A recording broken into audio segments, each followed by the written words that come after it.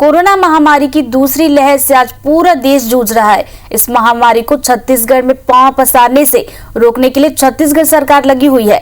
सरकार गरीब वर्गों के लिए विशेष चिंता कर रही है और उनके लिए धड़ाधड़ फैसले भी ले रही है। सरकार की अपील पर लगातार अलग अलग वर्ग के लोग भी संकट की इस घड़ी में कदम से कदम मिलाकर चल रहे हैं।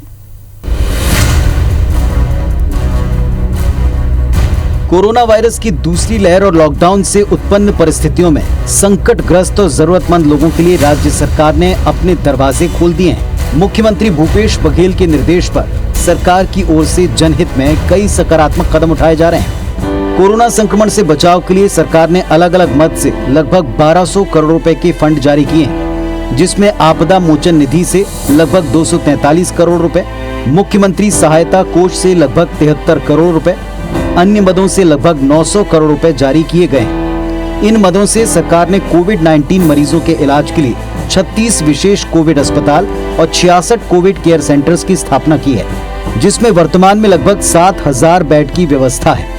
इसे आने वाले समय में 3 गुना करने का लक्ष्य रखा गया है।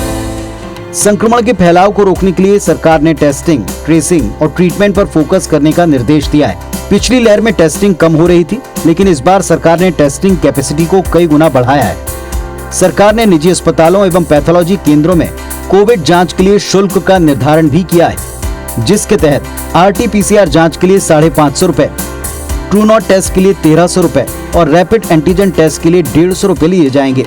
निजी अस्पताल में बिस्तरों के लिए दर का निर्धारण भी हो चुका है। NABH मान्यता प्राप्त निजी अस्पतालों में मॉडरेट स्थिति वाले मरीजों के इलाज के लिए 6200 रुपए प्रतिदिन, गंभीर स्थिति वाले मरीजों के लिए 12000 रुपए प्रतिदिन, अति गंभीर मरीजों के इलाज के लिए 17000 रुपए प्रतिदिन की दर निर्धारित की गई, जबकि NABH से गैर मान्यता प्राप्त निजी अस्पतालों के लिए मॉडरेट होने पर 6200 रुपए, गंभीर होने पर 10000 रुपए प्रतिदिन और अति गंभीर होने पर 14000 रुपए प्रतिदिन का शुल्क निर्धारित किया गया है। जो व्यवस्थाएं हैं उसमें हमारी कोई कमी नहीं है। टेस्टिंग देखिए, आज 40,000 प्रतिदिन टेस्टिंग हो रहा है। कितने राज्य में ऐसे टेस्टिंग हो रहा है? 36 लाख से ऊपर हो गया।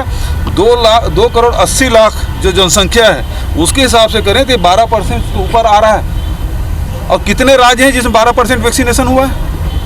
भारत सरकार रिकॉर्ड है, मेरे पास भी रिकॉर्ड है, मैं बता सकता हूँ। इसके अलावा स्थिति की गंभीरता को देखते हुए राज्य सरकार ने 5 ऑक्सीजन प्लांट को मेडिकल ऑक्सीजन बनाने की अनुमति दी है। इससे पूरे प्रदेश में लगभग 1000 मेडिकल ऑक्सीजन सिलेंडर्स की उपलब्धता हो पाई है। टेस्टिंग के साथ साथ वैक्सीनेशन में भी छत्तीसगढ़ का प्रदर्शन राष्ट्रीय औसत से बेहतर है। छत्तीसगढ़ में 45 वर्ष से अधिक उम्र के 33 लाख से अधिक लोगों को कोरोना से बचाव का पहला टीका लग चुका है। इनमें से 84,295 लोगों ने टीके की दूसरी खुराक भी ले ली है। प्रदेश भर में इस आयु वर्ग के लगभग 58,67,000 लोगों के टीकाकरण का लक्ष्य है। इस लक्ष्य के 57% लोगों को पहला डोज दिया जा चुका है। सबसे मैं अपील करना चाहता हूं कि भीड़ भाड़ ना बढ़ाएं, दूरी बना के रखें और सैनिटाइजर का और हाथ धोने का लगातार हाथ धोने का काम होते रहना चाहिए, जिससे कोरोना से लड़ा जा सके।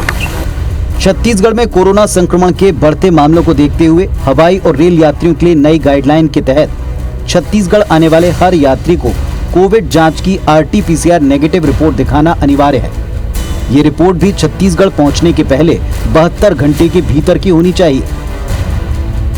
Bureau report, IBC 24, Raipur.